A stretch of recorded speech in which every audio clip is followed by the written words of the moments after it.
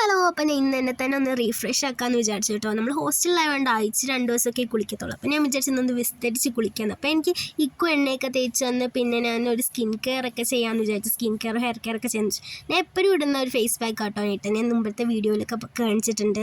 അത് കഴിഞ്ഞിട്ട് ഞാൻ വന്നിട്ട് കുളിച്ചിട്ടൊക്കെ വന്നിട്ട് ഞാൻ കുറച്ച് സ്കിൻ കെയർ ഒക്കെ ചെയ്യാമെന്ന് വിചാരിച്ചത്. വലിയ സ്കിൻ കെയർ ഒന്നുമില്ല, എപ്പോഴും ചെയ്യുന്ന ഒരു മോയ്സ്ചറൈസറൊക്കെ ഒന്ന് തേച്ചുള്ളൂ കേട്ടോ.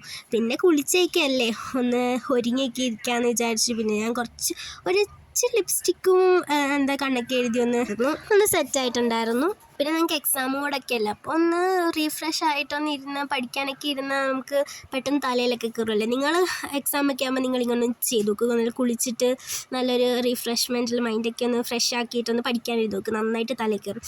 അപ്പം ഞാൻ കുളിച്ച് റെഡിയൊക്കെ ആയിട്ട് ഞാനും ഇക്കും കൂടാണ് കേട്ടോ പഠിക്കാനൊക്കെ ഇരുന്നത്. കുറച്ച് ദൈവവിശ്വാസമൊക്കെ വേണമല്ലോ.